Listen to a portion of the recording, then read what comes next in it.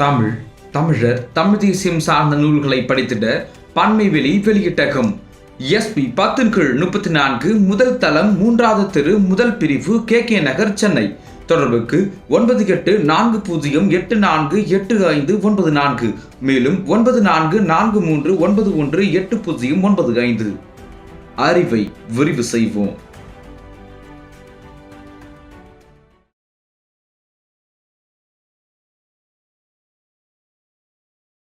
Trump விதித்திருக்கிற அபராத வரி ஒரு பெரிய அதிர்வலைகளை ஏற்படுத்தியிருக்கிறது.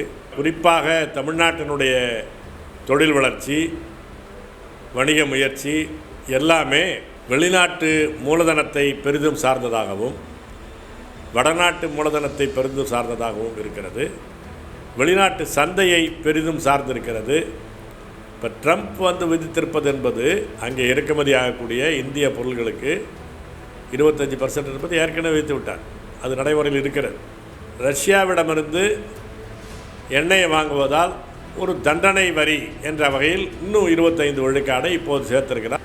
இதை எதிர்கொள்வதற்கான எந்த மாற்று கொள்கையும் இந்திய அரசிடமும் இல்லை, தமிழ்நாட்டு அரசிடமும் இல்லை. இந்தியா தான் உக்ரைன் மீதான ரஷ்ய போரை நடத்துகிறது என்று மிகைப்படுத்தி அது சொல்கிறார் என்றால் அதற்கான ஒரு சின்ன அடிப்படை காரணம், இந்த கச்சா எண்ணெயை இறக்குமதி செய்து சுத்திகரிப்பு செய்கிற முதன்மையான நிறுவனம் முகேஷ் அம்பானியினுடைய ரிலையன்ஸ் ரிஃபைனரிஸ் தான். ருயா பிரதர்ஸ் கம்பெனி, நயாரா, இந்த ரெண்டும் தான் மிக அதிகமாக ரஷ்ய கச்சா எண்ணெயை இறக்குமதி செய்கிறவர்கள். இந்திய அரசுக்கு சொந்தமான ONGCயோ அல்லது இந்தியன் ஆயில் கார்பரேஷனோ அல்லது பாரத் பெட்ரோலியமோ இந்த எண்ணெயை வாங்குவதில் மிக குறைவான எண்ணெயை தான் வாங்குகிறார்கள். குறைவான விலையில் எண்ணெய் கிடைக்கிறது, அதுதான் இந்தியாவுடைய பொருளாதாரத்தை நிலைப்படுத்துவதற்கு உதவி செய்திருக்கிறது என்று அவர் மோடி சொல்வது அப்பட்டமான பொய். அவருடைய பணக்கூட்டாளி, சுரண்டல் கூட்டாளி அம்பானியிடமிருந்து கட்சிக்கு பணம் வாங்குவதற்காக, ஆட்சிக்கு லஞ்சம் வாங்குவதற்காக இதில் மிகப்பெரிய பயனாளியாக அம்பானியை வைத்து கொண்டிருக்கிறார்கள். அதனாலே இந்தியாவிற்கு எந்த பயனும் கிடையாது. தன்னுடைய தாக்குதலுக்கு, வரி தாக்குதலுக்கு ஒரு நியாயம் சொல்லிக் கொள்வதற்கு ட்ரம்ப்புக்கு பயன்படுவது இதுதான். அதை சாக்காக வைத்து இன்னும் கூடுதலான 25 விழுக்காடு வரியை வைத்திருக்கிறார். இன்றைக்கு அது ஒரு மிகப்பெரிய பிரச்சனையை உண்டாக்கியிருக்கிறது.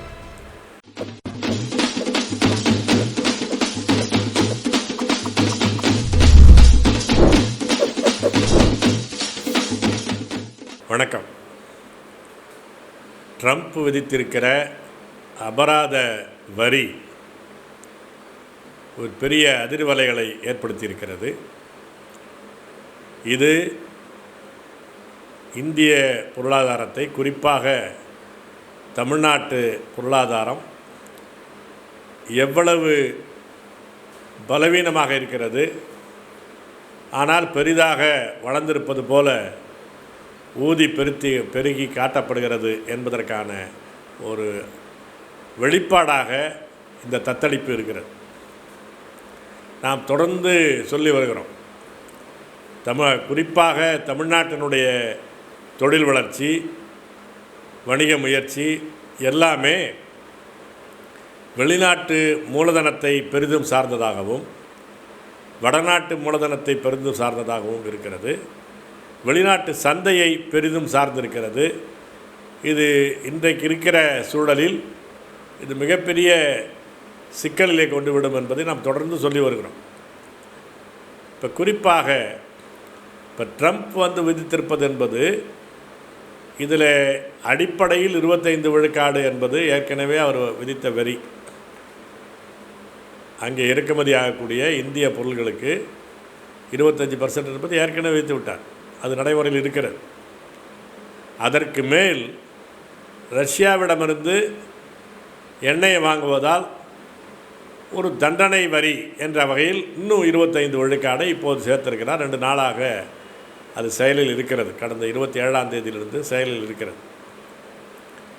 இதை எதிர்கொள்வதற்கான எந்த மாற்று கொள்கையும் இந்திய அரசிடமும் இல்லை, தமிழ்நாட்டு அரசிடமும் இல்லை. அதுதான் வெளிப்படையாக தெரிகிறது.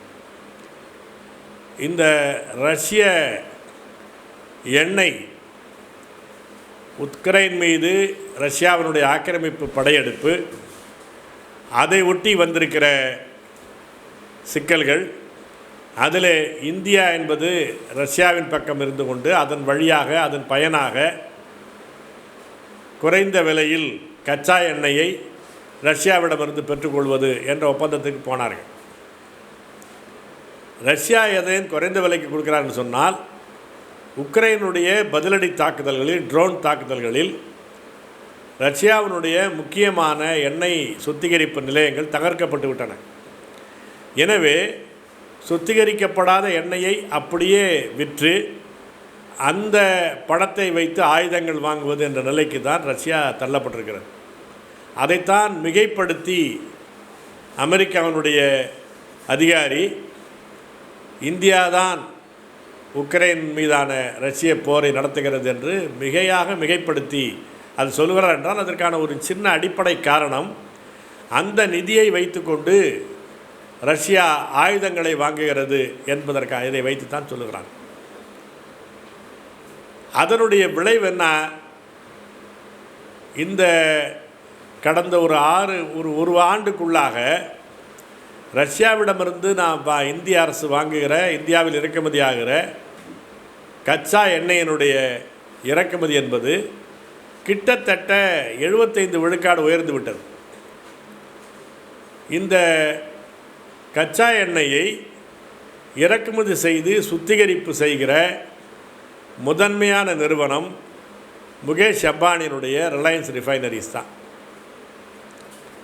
முகேஷ் அம்பானி வாங்குவதனாலே இப்போது என்ன அதற்கு பதில் சொல்லுகிறார்கள்? அப்படி எண்ணெய் வாங்கவில்லை என்று சொன்னால், இந்த போரின் காரணமாக எண்ணெய் விலை உயர்ந்து இந்தியாவினுடைய பொருளாதாரமே தகர்ந்திருக்கும், பெரிய விலைவாசி உயர்விலை மக்கள் தத்தளித்திருப்பார்கள், பல தொழில்கள் முடங்கி இருக்கும் என்பதெல்லாம் கதை சொல்கிறார்கள்.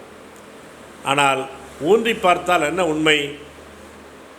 அனில் அம்பானியினுடைய ரிலையன்ஸ் கம்பெனியும் ரஷ்யா கம்பெனியோடு இங்கே இருக்கிற ருயா பிரதர்ஸ் கம்பெனி நயாரா, இந்த ரெண்டும் தான் மிக அதிகமாக ரஷ்ய கச்சா எண்ணெயை இறக்குமதி செய்கிறவர்கள். இந்திய அரசுக்கு சொந்தமான ONGCயோ அல்லது இந்தியன் ஆயில் கார்ப்பரேஷனோ அல்லது பாரத் பெட்ரோலியமோ இந்த எண்ணெயை வாங்குவதில் மிக குறைவான எண்ணெயை தான் வாங்குகிறார்கள். இந்த கச்சா எண்ணெயை மிக பெரும்பாலும் வாங்குகிறவர் அனில் அம்பானியின், அது முகேஷ் அம்பானியினுடைய ரிலையன்ஸ் நிறுவனம் தான். அப்படி வாங்குகிற எண்ணெயில் மிக பெரும்பாலானவற்றை சுத்திகரிப்பு செய்து கிட்டத்தட்ட 81 விழுக்காடு தாங்கள் இறக்குமதி செய்யக்கூடிய ரஷ்ய எண்ணெயில் 81 விழுக்காடு எண்ணெயை சுத்திகரிப்பு செய்து ஐரோப்பிய ஒன்றியத்திற்கும் மற்ற நாடுகளுக்கும் அம்பானி விற்கிறார். அது ஒன்றும் இந்திய சந்தைக்கு, இந்திய மக்களுக்கு அந்த எண்ணெய் பயன்படவில்லை. எனவே குறைவான விலையில் எண்ணெய் கிடைக்கிறது, அதுதான் இந்தியாவினுடைய பொருளாதாரத்தை நிலைப்படுத்துவதற்கு உதவி செய்திருக்கிறது என்று அவர் மோடி சொல்வது அப்பட்டமான பொய். அவருடைய பணக்கூட்டாளி, சுரண்டல் கூட்டாளி அம்பானியிடமிருந்து கட்சிக்கு பணம் வாங்குவதற்காக, ஆட்சிக்கு லஞ்சம் வாங்குவதற்காக இதில் மிகப்பெரிய பயனாளியாக அம்பானியை வைத்து கொண்டிருக்கிறார்கள். அதனாலே இந்தியாவிற்கு எந்த பயனும் கிடையாது. இந்த செய்தியைத்தான் ட்ரம்ப் தனக்கு சாதகமாக பயன்படுத்தி கொள்கிறார். தன்னுடைய தாக்குதலுக்கு, வரி தாக்குதலுக்கு ஒரு நியாயம் சொல்லிக் கொள்வதற்கு ட்ரம்ப்புக்கு பயன்படுவது இதுதான். அதை சாக்காக வைத்து இன்னும் கூடுதலான 25 விழுக்காடு வரியை வைத்திருக்கிறார். இன்றைக்கு அது ஒரு மிகப்பெரிய பிரச்சனையை உண்டாக்கியிருக்கிறது. இந்த ரஷ்ய எண்ணெயால் பயனாளி அம்பானி. ரஷ்ய எண்ணெயை காட்டி ட்ரம்ப் விதித்திருக்கிற அபராத வரி விதிப்பால் பாதிக்கப்படுவது யார்? மிக பெரும்பாலும் சிறு தொழில்கள் தான். குறிப்பாக திருப்பூரில் இருக்கிற பின்னலாடை ஏற்றுமதியாளர்கள், இந்த ஆம்பூர், ராணிப்பேட்டை இந்த பகுதியில் இருக்கக்கூடிய தொழில் உற்பத்தியாளர்கள், அதுபோல் வைரங்கள் மற்ற மணிகளை ஏற்றுமதி செய்யக்கூடியவர்கள், இவர்கள்தான் மிகப்பெரிய அளவுக்கு பாதிக்கப்பட்டிருக்கிறார்கள். சென்னை, தூத்துக்குடி போன்ற பகுதியில் இருக்கக்கூடிய இறால் ஏற்றுமதியாளர்கள், மற்ற கடல் உணவுப் பொருள் ஏற்றுமதியாளர்கள், இவர்கள் தான் பாதிக்கப்பட்டிருக்கிறார்கள். எனவே இதனுடைய மிகப்பெரிய பாதிப்பு தமிழ்நாடு சந்திக்கிறது. குஜராத்திலும் பாதிப்பு இருக்கிறது, சூரத்திற்கும் பாதிப்பு உண்டு என்று சொன்னாலும் கூட மிகப்பெரிய பாதிப்பை தமிழ்நாடும் இந்த நொய்டா என்ற ஹரியானா பகுதியும் தான் சந்திக்கிறது. ஏன் தமிழ்நாட்டுடைய ஒட்டுமொத்த இந்த திராவிட மாடல் தொழில் வளர்ச்சியே ஏற்றுமதியை சார்ந்து வெளிநாட்டு கம்பெனிகளுடைய மூலதனத்தை சார்ந்ததாக மாறி இருக்கிறது. நீங்கள் இப்போ தூத்துக்குடியில் அண்மையில் முதலீட்டு மாநாட்டை நடத்தினார்கள். அந்த மாநாட்டிலே அவர்கள் ஈர்த்த முதலீடு மிக பெரும்பாலும் வெளிநாட்டு முதலீடுகள் தான். வியட்நாமிலிருந்து வருகிறது, சிங்கப்பூர்லேருந்து வருகிறது, அமெரிக்காவிலிருந்து வருகிறது, ஜப்பானிலிருந்து வருகிறது என்றெல்லாம் போடுகிறார்கள். இப்படி வெளிநாட்டு மூலதனங்களை சார்ந்து வெளிநாட்டு கம்பெனிகளை சார்ந்த தொழில் வளர்ச்சியைத்தான், தொழில் வீக்கத்தைத்தான் இவர்கள் வளர்ச்சி என்பதாக சொல்கிறார்கள். அதுபோல் இங்கே இருக்கிற தமிழ்நாட்டு தொழில் முனைவோர்கள் அனைவருமே மிக பெரும்பாலோர் வெளிநாட்டு சந்தையை சார்ந்தவர்களாக, வெளிநாட்டு சந்தையை சார்ந்து தான் அவர்களுடைய தொழிலே இருக்கிறது என்ற முற்றிலுமான சார்புத்தன்மைக்கு அவர்களை விரட்டிவிட்டார்கள். இன்றைக்கு மிகப்பெரிய நெருக்கடியில் திருப்பூர் தத்தளித்து கொண்டிருக்கிறது, தூத்துக்குடி தத்தளித்து கொண்டிருக்கிறது, சென்னை தத்தளித்து கொண்டிருக்கிறது. கிட்டத்தட்ட 1.5 லட்சம் தொழிலாளர்கள் உடனடியாக வேலை இழக்கிறார்கள். இப்போது உடனடியாக இந்த தீபாவளி அடுத்து நெருங்குகிறது என்ற வாய்ப்பு இருந்தாலும் கூட அதை சரி செய்வதற்கு அது பயன்படாது. ஏனென்றால் அந்த ஏற்றுமதிக்காக உற்பத்தி செய்த அந்த பொருள்கள் உள்நாட்டு சந்தையில் அந்த அளவுக்கு போகாது. மிகப்பெரிய நெருக்கடியில் அந்த தொழில் முனைவோர்கள் இருக்கிறார்கள். இதில் நாம் நீண்ட காலமாக பெற வேண்டிய படிப்பினை இருக்கிறது. மாற்று சிந்தனை என்ன என்பதை பற்றி அதுதான் அடிப்படையானது. உடனடியாக செய்ய வேண்டிய பணிகள் என்ன? இந்திய அரசு இந்த தொழில் முனைவோர் அனைவருக்கும் இதில் தற்காலிகமாக ஏற்படுகிற அந்த ஏற்றுமதி பாதிப்பை முழுவதுமாக மானியமாக அளித்து சரி செய்ய வேண்டும். இரண்டாவது, இந்திய அரசிடம் பெரும்பகுதி நிதியை பெற்று தமிழ்நாடு அரசு இதில் வேலையை இழக்கிற தமிழ்நாட்டு தொழிலாளிகளுக்கு, வேறு மாநில தொழிலாளிகளுக்கு அதை பற்றி கவலைப்பட வேண்டியதில்லை. இந்த தமிழ்நாட்டு தொழிலாளிகளுக்கு தமிழ்நாடு அரசு ஒருவருக்கு ஒரு மாதத்திற்கு 12,000 அல்லது குறைந்தபட்சம் 10,000 என்ற வகையிலாவது இழப்பீடை வழங்க வேண்டும். வேறு மாநில தொழிலாளிகள் அவருடைய வேலையை அவருடைய மாநில அரசுகள் விரும்பினால் கொடுத்து கொள்ளட்டும். தமிழ்நாட்டு தொழிலாளிகள் அதில் இந்த திருப்பூரிலோ இறால் பண்ணையிலோ அல்லது இந்த ஜெம் இண்டஸ்ட்ரியிலோ பாதிக்கப்படக்கூடிய தமிழ்நாட்டு தொழிலாளிகளுக்கு ஒரு மாதத்திற்கு குறைந்தபட்சம் 10,000 ரூபாய் என்பது ஒரு இழப்பீட்டு தொகையாக தற்காலிகமாவது கொடுத்து அவருடைய வாழ்வாதாரத்தை தமிழ்நாடு அரசு பாதுகாக்க வேண்டும். அதற்கான நிதியிலே பெரும்பகுதியை மானியமாக இந்திய அரசிடமிருந்து வலியுறுத்தி கேட்டு பெற வேண்டும். மாற்று உடனடியாக இவர் இது செய்வதற்கு சரியாகவும் தத்தளித்து கொண்டிருக்கிறார் மோடி. இப்போ ஜப்பானுக்கு ஓடி இருக்கிறார், சீனாவுக்கு ஓடுகிறார். அவர்களெல்லாம் ஏற்கனவே இப்போது நீங்கள் எல்லார் மீதும் வரி தாக்குதல் நடத்தி கொண்டிருக்கிறார் ட்ரம்ப் என்பது போல ஒரு தோற்றம் இருக்கும். ஆனால் சீனாவின் மீதான அவருடைய வரி தாக்குதல் குறைவானது. எனவே சீன பொருள்கள் இந்தியாவோடு போட்டி போட்டுக்கொண்டு அமெரிக்காவிலும் சரி வேறு நாடுகளிலும் சரி குறைவான விலையில் விற்றுவிட முடியும்.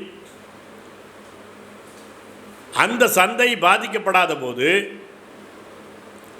சீனர்கள் நம்முடைய பொருள்களை வாங்க வேண்டும் என்ற கட்டாயம் கிடையாது.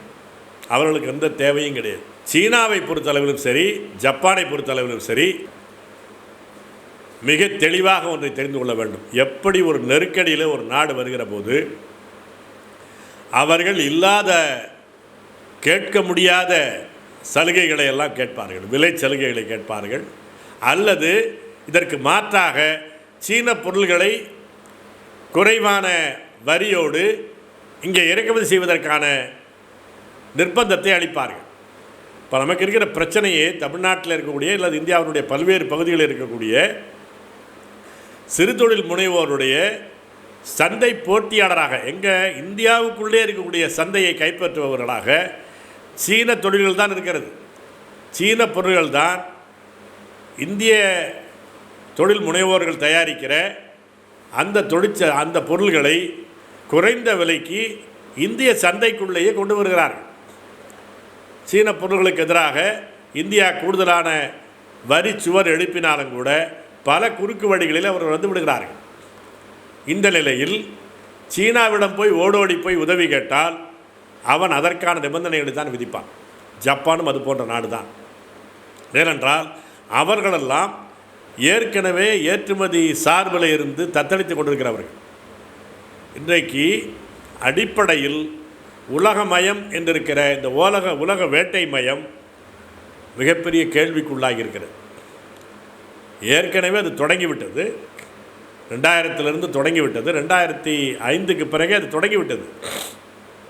ஆனால் 2020 கோவிட்டுக்கு பிறகு, கொரோனாவுக்கு பிறகு உலகமயம் தகரத் தொடங்கிவிட்டது. ஏற்கனவே ஒபாமாவே அதை சொன்னார். இட்ஸ் அ பீரியட் ஆஃப் டீகுளோபலைசேஷன் சொன்னார். உலகமயத்திலிருந்து விலகுகிற காலம் இது என்று சொன்னார்.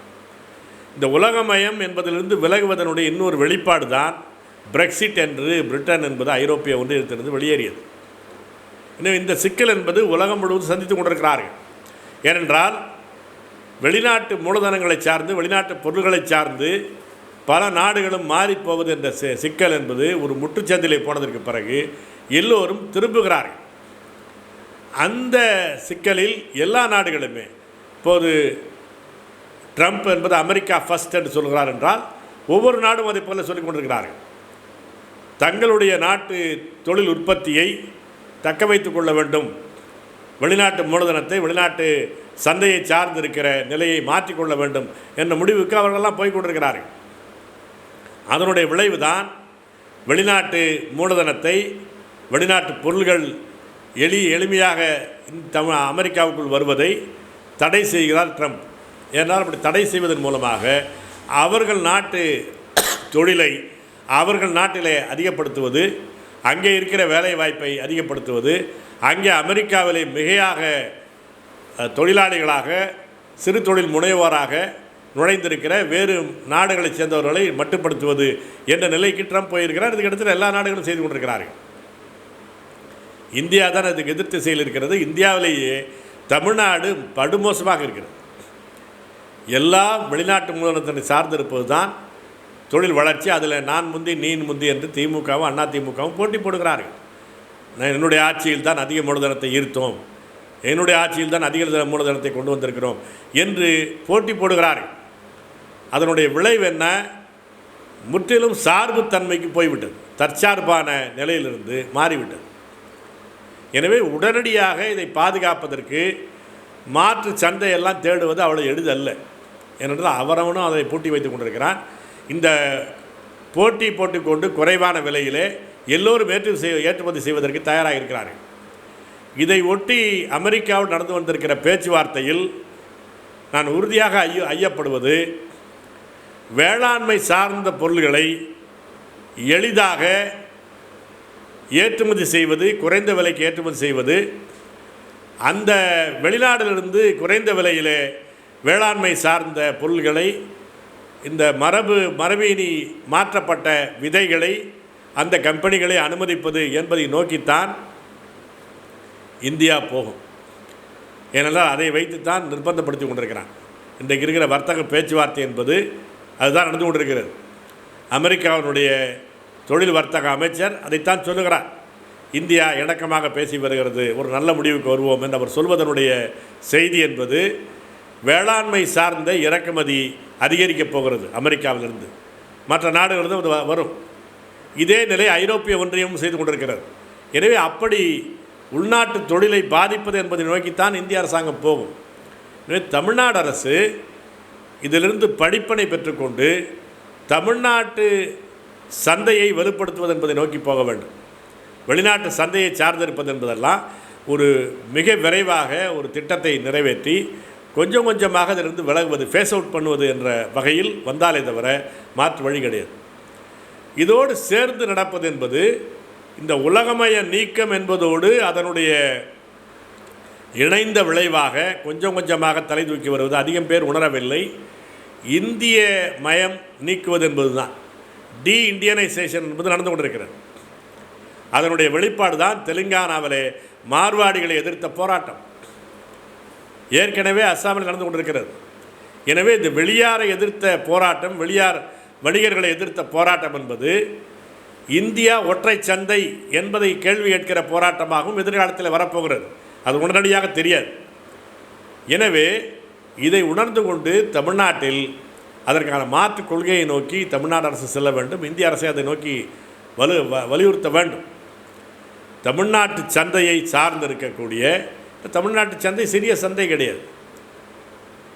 ஏற்றுமதி என்ற செய்தியிலும் சரி, அனைத்து இந்திய வர்த்தகம் என்பதிலும் சரி, தமிழ்நாட்டு தொழில் முனைவோருக்கு முதன்மை தருவது, அவர்களுக்கு போக மீதிதான் வேறு மாநிலத்தவருக்கு, வேறு நாடுகளை சேர்ந்த முதலாளிகளுக்கு என்ற வகையில் ஒட்டுமொத்தமாக மண்ணை சார்ந்த மாற்று பொருளியலுக்கு, மாற்று பொருளாதார திட்டத்திற்கு, வணிக கொள்கைக்கு, தொழில் கொள்கைக்கு இந்திய அரசை வலியுறுத்த வேண்டும். தமிழ்நாடு அரசினுடைய திராவிட மாடல் முற்றிலுமாக தலைகீழாக மாற்றி அமைக்கப்பட வேண்டும். ஏற்கனவே இந்த தமிழ்நாடு அரசாங்கத்தினுடைய திட்டக்குழு அளித்திருக்கிற பொருளாதார ஆய்வறிக்கை, முதல் முறையாக 2024க்கான பொருளாதார ஆய்வறிக்கையை இந்த மாநில அரசாங்கத்தினுடைய திட்டக்குழு அளித்திருக்கிறது. அந்த திட்டக்குழு அறிக்கையிலேயே இதை சொல்கிறார்கள். மிக பெரிதும் வெளிநாட்டு சந்தையை சார்ந்திருப்பது இந்த உலக பொருளாதாரத்தில் இருக்கக்கூடிய நிச்சயமற்ற தன்மையை, வாலடைல் சிச்சுவேஷனை சந்திக்கக்கூடிய நிலைமையை உருவாக்குகிறது.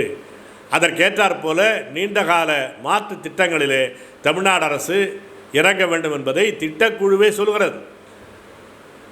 அதை புரிந்து கொள்ள வேண்டும். எனவே ஒரு நீண்ட காலத்திற்கு மண்ணிற்கான பொருளியல் திட்டம், மண்ணை சார்ந்த பொருளாதார திட்டம், இந்த மண்ணின் மக்களுக்கே வேலை வாய்ப்பில் முன்னுரிமை, இந்த மண்ணை சார்ந்த வணிகர்களுக்கும் தொழில் முனைவோருக்குமே ஊக்குவிப்பு என்பதை நோக்கி செல்லாமல், இன்றைக்கு வந்திருக்கிற ட்ரம்ப் தாக்குதலிலிருந்து அந்த படிப்பனையை பெறாமல் பழைய பாணியிலே சென்று வந்தால் தாக்குதலை தான் சந்திப்போம். மிகப்பெரிய தொழில் தேக்கத்தை தான் சந்திப்போம். ஏனென்றால் இன்றைக்கு உலகமயம் தகர்ந்து கொண்டிருக்கிறது. அந்தந்த பகுதியில் இருக்கக்கூடிய நாடுகள் இந்த பகுதி சார்ந்த, மண்டலம் சார்ந்த கூட்டமைப்புகளை உருவாக்கி கொண்டிருக்கிறார்கள். இன்றைக்கு ஐரோப்பிய ஒன்றியம் அறிவித்து விட்டது, இனிமேல் உலக சந்தையை சார்ந்திருப்பதிலிருந்து மாறி ஐரோப்பிய சந்தையை நமக்குள்ளே வலுப்படுத்திக் கொள்வோம் என்று வந்திருக்கிறார்கள். ஐரோப்பிய ஒன்றியத்திலிருந்து விலகினாலும் கூட பிரிட்டன் அந்த ஐரோப்பிய சந்தைக்குள்ளே தன்னுடைய உறவை வலுப்படுத்திக் கொள்வது என்பது மாதிரி இருக்கிறார்கள். அதுபோல் ஆப்பிரிக்க நாடுகள் தங்களுக்குள்ளாக இருக்கக்கூடிய இயற்கை வளத்தை பகிர்ந்து கொள்வது, அந்த இயற்கை வளத்தையே தன்னுடைய பலமாக பயன்படுத்தி கொண்டு தங்களுக்குள்ளே ஒரு கூட்டமைப்பு உருவாக்கி கொள்வது என்பதை ஆப்பிரிக்க நாடுகள் கூட்டமைப்பு உருவாக்கி வருகிறார்கள். பிரேசிலில் முயற்சியில் லத்தீன் அமெரிக்க நாடுகள் தங்களுக்குள்ளே ஒரு கூட்டணியை உருவாக்கி கொண்டிருக்கிறார்கள். எனவே இதை படிப்படியாக எடுத்துக்கொள்ள வேண்டும். இந்தியாவும் சரி, தமிழ்நாடு அரசாங்கமும் சரி, இதை படிப்படியாக எடுத்துக்கொண்டு உலகமயத்திலிருந்து விலகுவது, உலகத்தினுடைய ஏற்றுமதியை சார்ந்த இருக்கக்கூடிய பொருளாதாரத்திலிருந்து விலகுவது, தற்சார்பை நோக்கி போவது. தற்சார்பு என்பது அந்தந்த தேசிய இன சந்தையை, மொழி இன சந்தையை வலுப்படுத்துவது. அந்த மொழி இன முதலாளிகள், அந்தந்த மொழி இன தொழில் முனைவோர்கள், வணிகர்கள், அந்தந்த இனத்தை சார்ந்த தொழிலாளிகள், இவர்களை சார்ந்திருக்கக்கூடிய முற்றிலுமான ஒரு தற்சார்பு பொருளாதாரத்திற்கு, தமிழ் தேசிய இன பொருளாதாரத்திற்கு மாற வேண்டும். அந்தந்த தேசிய இனங்களை சார்ந்த பொருளாதாரத்திற்கு மாற வேண்டும் என்பதுதான் நீண்ட காலம் பெற்றுக்கொள்ளக்கூடிய படிப்பினை. அப்படி பெறுகிற அந்த தேசிய இனம் சார்ந்த பொருளாதாரம் என்பது பெரிய நிறுவனங்களை சார்ந்ததாக இல்லாமல் சிறிய நடுத்தர நிறுவனங்களை சார்ந்த பரவலான தொழில் முனைவாக, பரவலாக்கப்பட்ட தொழில் உற்பத்தியாக, உள்ளூர் சந்தையை சார்ந்த, உள்ளூர் மயமாக்கப்பட்ட சந்தையை சார்ந்த வணிக மயமாக அது மாற வேண்டும். அப்படிப்பட்ட மாற்று சிந்தனையைத்தான் இந்த ட்ரம்பினுடைய வரி தாக்குதலிலிருந்து மக்களும் பெற வேண்டும், இயக்கங்களும் பெற வேண்டும், கட்சிகளும் பெற வேண்டும். தமிழ்நாட்டு இளையோர் இந்த திசையை நோக்கி சிந்திக்க வேண்டும். நன்றி, வணக்கம். இவ்வாறான பல செய்திகளை, பல சிக்கல்களுக்கு விடை கிடைக்கக்கூடிய செய்திகளை தமிழர் கண்ணோட்டம் வலைவழியில் வெளிப்படுத்தி வருகிறோம். இது தற்சார்பாக செயல்படுவதற்கு நிதி தேவைப்படுகிறது. இந்த நிதியை நம்முடைய மக்களாகிய நீங்கள்தான், இளையோரும் பெரியோரும் நண்பர்களும் தோழர்களும் சான்றோரும், நீங்கள் உங்களால் இயன்ற அளவு என்ன இயலுமோ அந்த நிதியை வழங்குமாறு அன்போடும் உரிமையோடும் கேட்டுக்கொள்கிறேன். உங்களுக்கு நன்றி உணர்வோடும் பொறுப்புணர்வோடும் தமிழர் கண்ணோட்டம் செயல்படும் என்பதை உறுதி தெரிவித்துக் கொள்கிறேன். நன்றி, வணக்கம்.